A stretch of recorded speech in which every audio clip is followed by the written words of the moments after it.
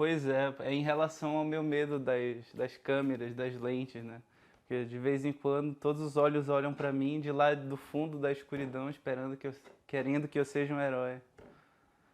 Ou seja, tem uma expectativa envolta no processo aí e que me deixa um tanto nervoso e apreensivo.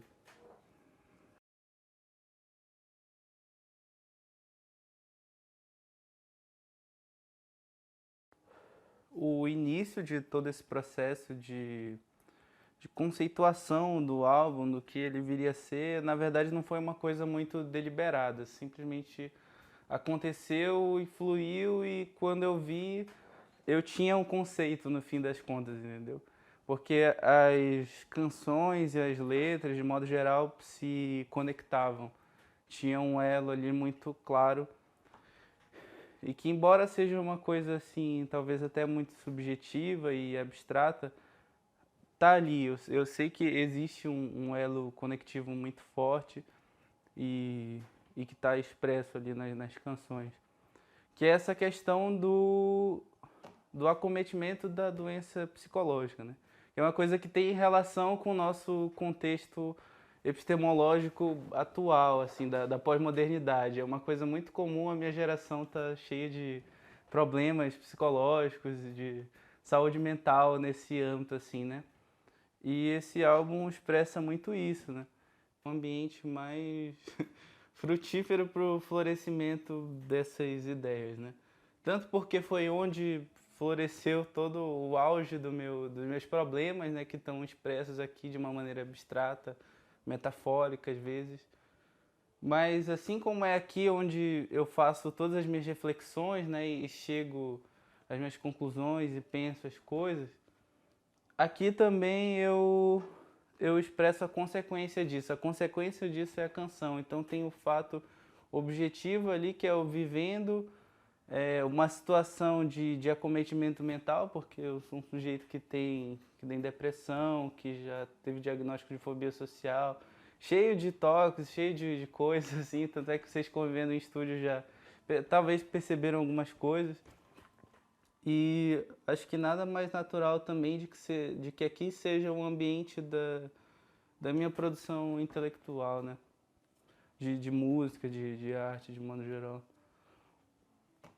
E aqui é onde surgiu todas essas músicas, né? Surgiu tanto o pensamento o sentimento que levou a feitura dessas músicas, quanto as próprias músicas. Esse lugar é o meu universo particular, é a minha mente. Em quatro paredes e onde eu fico andando em círculos, assim. Eu tenho muito esse hábito de ficar andando em círculos, pensando coisas, refletindo. Então daqui, por exemplo, surge alguma reflexão sobre algum conflito que eu tenho vivido e posteriormente isso se traduz em música, em arte.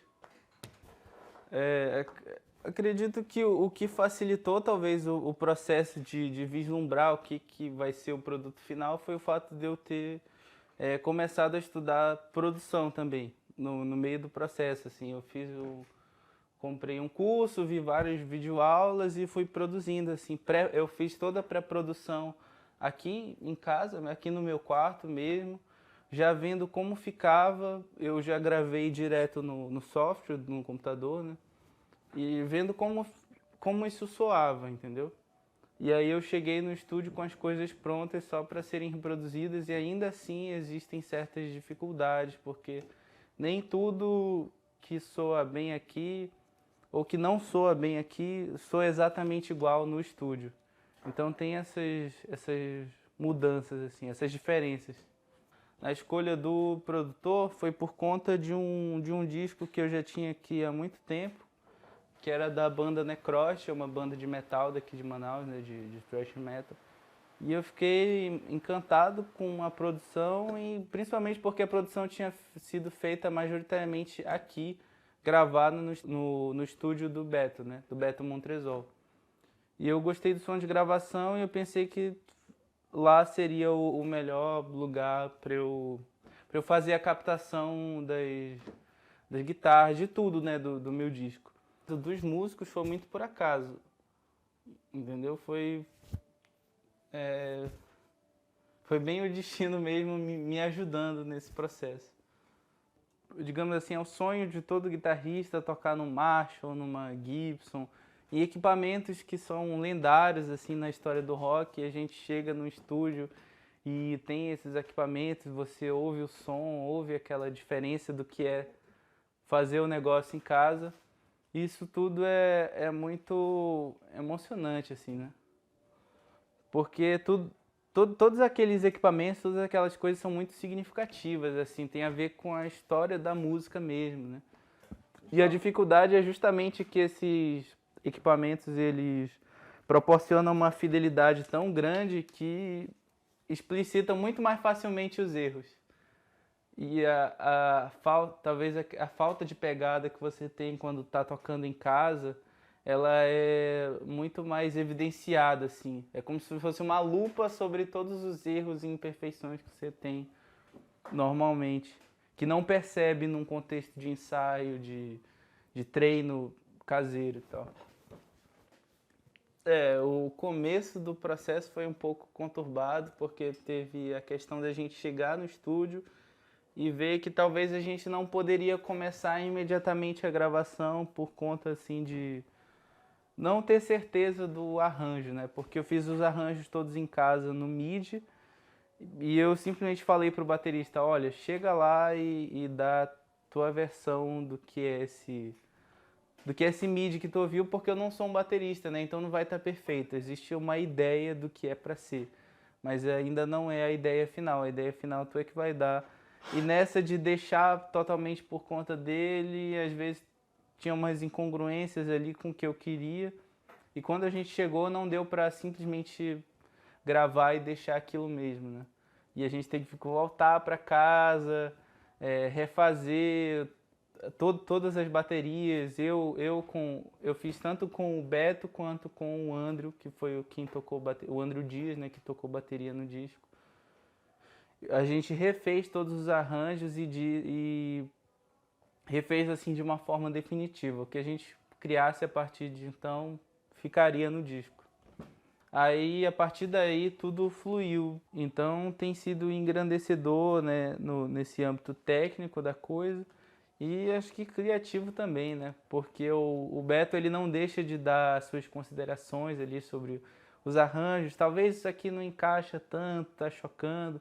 E eu tento ser um pouco mais diplomático e aceitar a opinião externa, né? Porque eu já vim com essa mentalidade antes de aceitar qualquer intervenção de produção, né? Porque eu tenho uma tendência muito forte a ser cabeça dura. Não, isso é uma coisa muito minha, então não pode ser mexida. E eu já tentei desconstruir isso antes de entrar para o estúdio para justamente aceitar essa intervenção externa e deixar que os outros adicionem no meu trabalho, né? Para não ter uma cara exclusivamente só minha, mas ter outras coisas adicionando ali e crescendo, elevando o trabalho. Mas só ali de tocar com um baixo muito bom, né? A gente usou um Fender Jazz Bass Deluxe, assim, preto e vermelho, uma coisa linda, maravilhosa e com som que era realmente o que eu esperava, um som gordo e pesado de baixo. Aquilo tudo engrandeceu muito o trabalho e também foi uma experiência muito nova, assim, de tocar com o som que eu espero, tocar com os sons que eu ouço nos discos que eu gosto, né? Embora eu não seja baixista, os arranjos de baixo que eu criei são mais tranquilos para tocar do que os arranjos que eu criei de guitarra.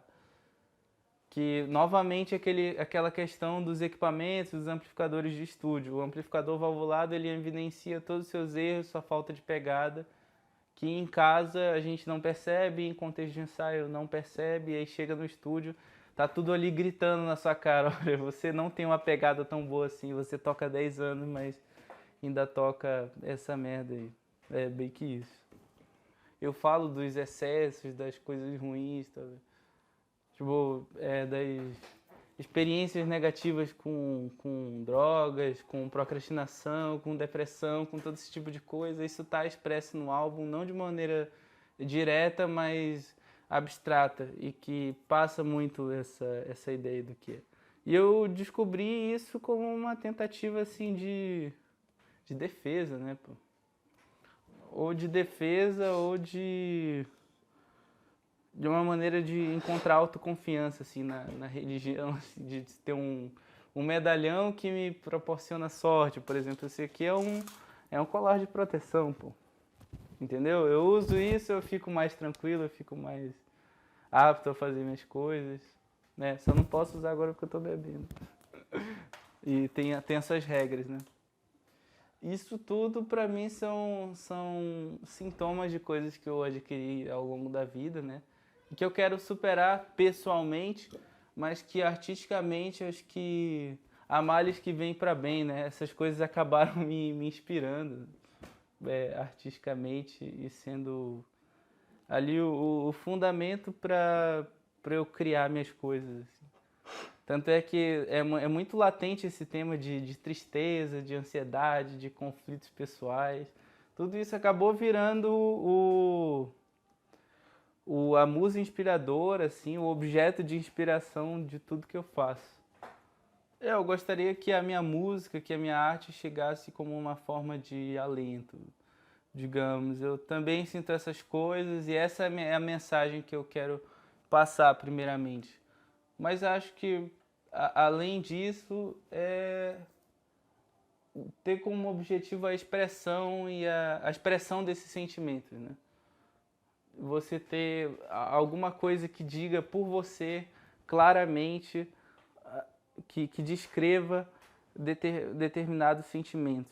Além de, claro, né, um objeto de, assim, de contemplação estética, porque isso está muito claro também. Eu vi muitas referências ao longo do processo de gravação e eu gostaria muito que fossem identificadas assim as referências musicais estéticas assim, que tem a ver com vários períodos da história do rock, assim, dos anos 70 aos anos 90, né? 70 e 90 são as décadas essenciais ali, chaves para que correspondem à referenciação do que eu fiz nesse disco, nesse álbum, aliás.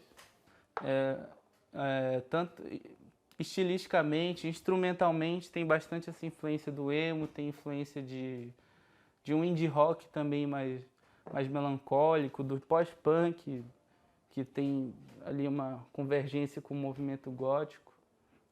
Acho que tudo isso acaba se interligando no fim das contas, né? Que eu acho que é inevitável você sentir que no final o seu trabalho não ficou aquém das suas potencialidades. Ou você só não vai ter essa sensação se você realmente perder muito tempo nele. Mas esse era o meu medo, de ficar muito aquém do que eu poderia fazer de bom, né? De às vezes ter o talento para fazer algo melhor, algo realmente bom e não conseguir executar no fim das contas. Não conseguir entregar esse trabalho a tempo, né?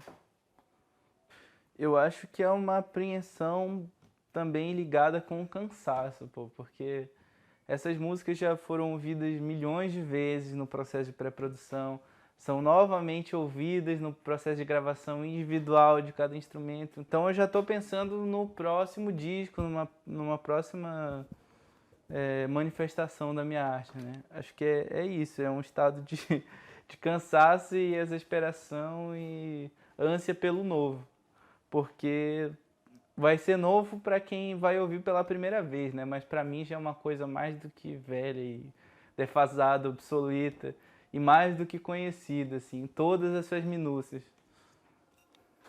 Colocar voz? Cara, acho que não vai ser nem tão dificultoso assim, talvez seja o processo com o qual eu esteja mais seguro, porque assim, no meio do processo eu comecei a fazer aulas de canto, né? Isso já mudou muito a minha percepção em relação às minhas próprias músicas, que elas eram cantadas com um certo medo, assim, porque eu simplesmente não soltava a voz, né? Eu não deixava a coisa vir, eu cantava tudo de uma maneira muito leve. E isso interfere na estética da música, na expressividade da música, né? E acredito que vai ter uma dinâmica maior justamente por conta dessas coisas que eu estou adquirindo, essa carga de conhecimento que eu estou adquirindo com a aula de canto agora, né?